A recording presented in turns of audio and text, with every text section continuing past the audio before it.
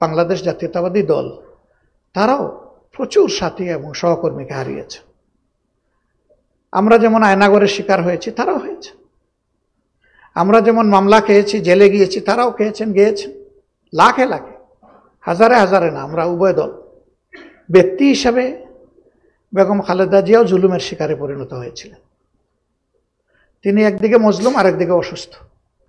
দেশ থেকে যাওয়ার আগে আমরা চিন্তা করেছিলাম একটু সাক্ষাৎ হবে, কিন্তু যে কোনো কারণেই হোক সেটি আমরা করতে পারিনি বা হয়ে ওঠেনি।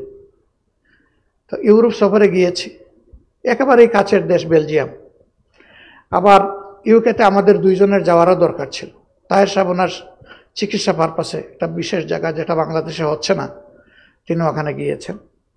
আর আমার একজন পরিবারের সদস্য সেখানে থাকে, তাদেরকে গত সফরে আমি সময় দিতে পারিনি, এবার দিব বলে কথা দিয়েছিলাম, তাই গেলাম 2 দিনের জন্য। আমরা গিয়েছি প্রথমেই উনাকে দেখতে, যে কোনো কাজ শুরু করার আগে লন্ডনে ঢোকার পরে। আলহামদুলিল্লাহ আমরা প্রীত যে তারা আমাদেরকে অতি ভালোবাসা এবং সম্মানের সাথে গ্রহণ করেছেন।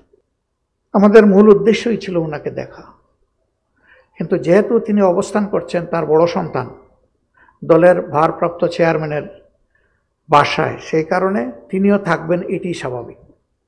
তিনি ছিলেন।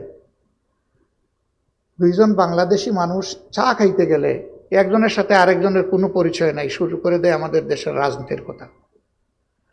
আর আমরা দুই দলের দায়িত্বশীল নেতৃবৃন্দ এক জায়গায় বসবার রাজনীতির কোনো কথা হবে না, এটা কি বাস্তব?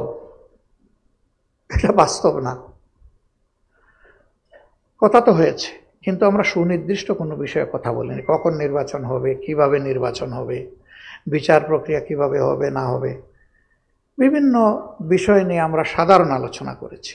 ওইটা ডিসিসিভ কোনো ডিসকাশন ছিল না। আর যেটা বলেছেন রাজনীতিতে দুই দলের বিরোধ, যদি আপনি মার্কিন যুক্তরাষ্ট্রের গত নির্বাচনের দিকে তাকান তাইলে এটা কোনো বিরোধী না। সেখানে বাকযুদ্ধ তো হয়েছে আরো প্রচন্ড, কিন্তু ইলেকশন হয়ে যাওয়ার পরে হ্যান্ডশেক।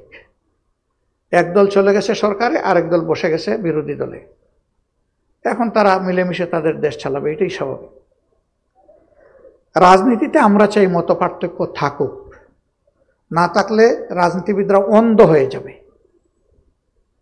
বন্ধ চোখ খুলে দেওয়ার জন্যই প্রয়োজন মত পার্থক্য, কিন্তু এও আমরা প্রত্যাশা করি যে এটা যেন মতবিরোধের রূপ না নেয়। তবে স্বাভাবিকভাবে আপনারা জাতি প্রত্যাশা করে, আমি নিজেও দেখছি, এটা প্রথমে বিএনপি চেয়ারপারসনের মিডিয়া উইংয়ের সাবেক একজন দায়িত্বশীলের ফেসবুকে প্রথমে বিষয়টা আসে।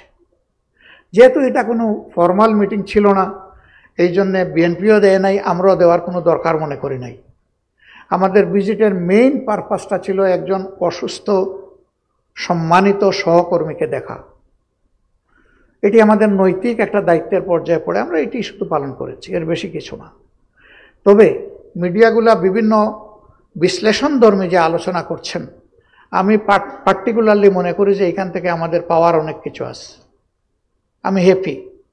আলোচনায় সব জিনিস আমার পছন্দ নাও হইতে পারে, কিন্তু ভালো অনেক জিনিস তো উঠেও তো আসতে পারে সেখান থেকে। সো এগুলাকে আমরা ওয়েলকাম করি।